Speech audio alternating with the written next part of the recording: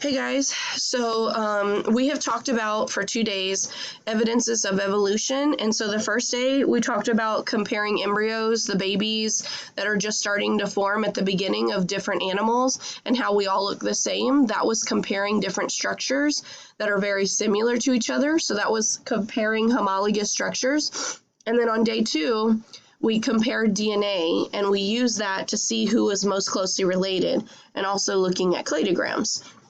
So today we're going to look at fossil records. This is scientists' third way of proving that evolution is happening, evolution has happened. And so we're going to talk about fossils. So one way that you can kind of think of this is the most ancient is going to be at the very bottom. So the type of music that we used to listen to, or that people used to listen to, were on vinyls, on records. And so they had tools for that. They had what I'm trying to think of is they had a player for that. But then over the years, they started getting smaller musical instruments. They started getting smaller electronics, and they were able to stop using the record players. So it wasn't portable. People couldn't use it wherever they wanted to. So you started to see the record player kind of going away. And then we had this thing called the 8-track tape.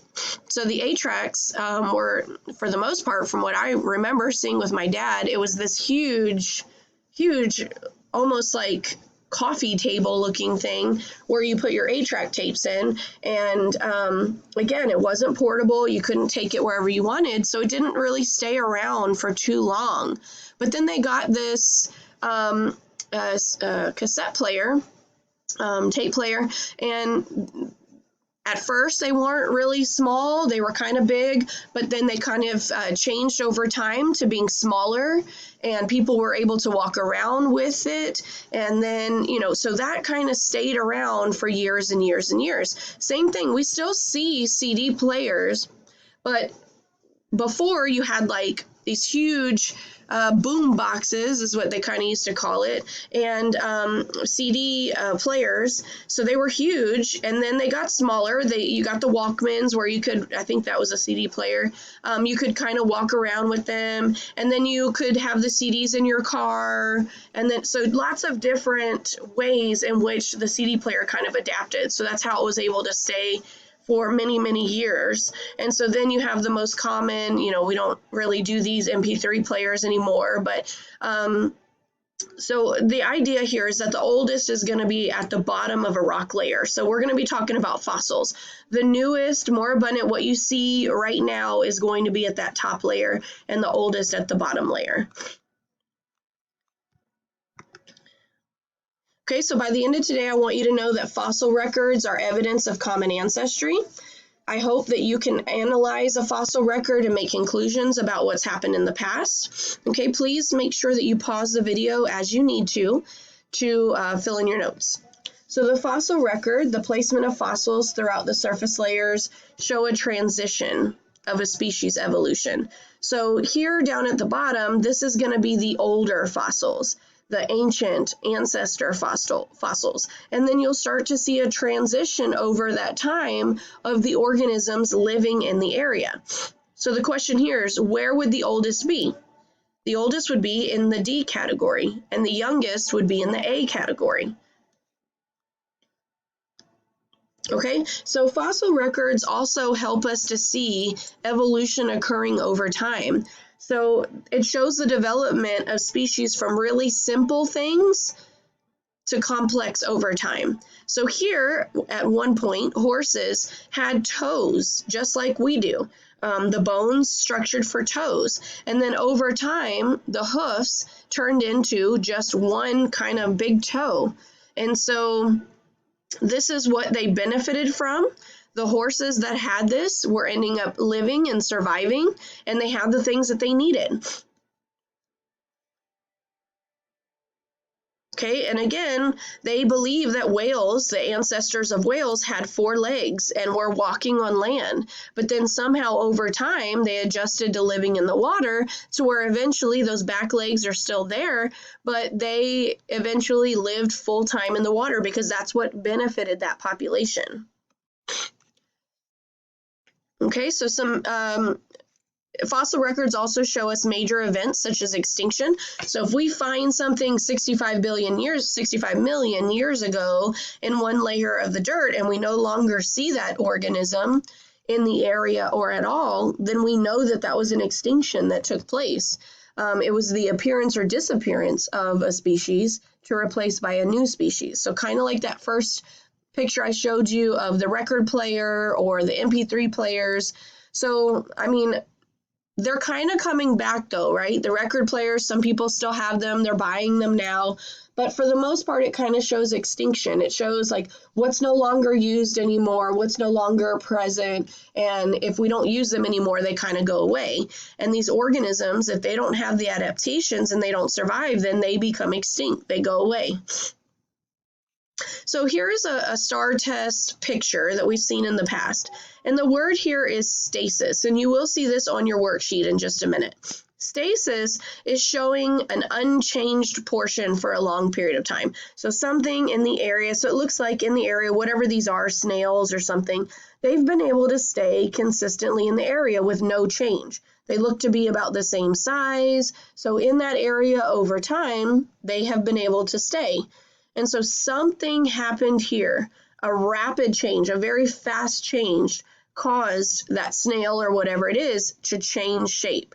So you no longer saw in the area the really short snails. You saw these really longer snails that something happened. We don't really know what that rapid change was, but it caused the only organisms to be born after that in the environment to have the long shells. Okay, so these fossil records can provide evidence of a common ancestor. So we do use bone structures, homologous structures, to compare and show that we have a common ancestor based on similarities. Okay, so that's the end of day one, but I do want to show you guys. So really the key that you need to stay here with is the oldest fossils are on the bottom and the newest fossils are on the top. And that shows if changes or if organisms become extinct over time. And so I want to show you your worksheet just to make sure we're all on the same page. So this is the worksheet that you're going to have. And these are the names of the organisms. Now, you don't have to know what these are, but they show pictures of it. And basically, the X just means that over time, at this sample, what they found in the area was this banana bobana, and so that's the only thing they found in the area at that time. So this is kind of like samples that were taken over time. So at the beginning of the time, this X that they saw was the Globus slimmius.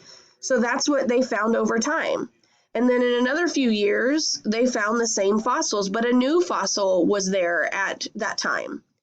And then the next year or a couple of years when they took samples, they found that same Slimus with the microbus that was there in the previous years, but also a new species added on. But then you see this, it's called stasis, where there's not a lot of change over time. That organism was able to live in that area for quite some time without any change. Okay, and then it kind of shows what new organisms might have been added on. But this also shows kind of extinction as well. So this organism was never found in that area again. Same thing here, this organism was never found in that area again.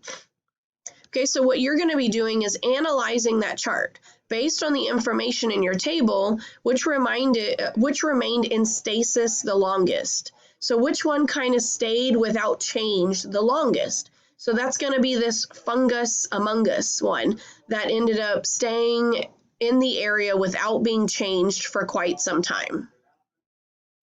Okay, why was fungus among us not found in sample 8 or 9? So looking at sample 8 or 9, what could have caused that organism no longer to be there? Maybe an environmental change, maybe we don't know. All we know is that organism might have gone extinct. We no longer see it in the area. Okay, so you're just kind of answering these questions based off of that chart, and I want you guys to read and see what you can answer from this. I know you guys can do it. This is the same kind of chart showing you what organism over time is found in that area. So this organism U is found in all of these different time periods. This V organism was only found in like 3 time periods. But this W was found in pretty much almost all of the time periods except for this last one. So this W remained stasis, remained unchanged for quite some time.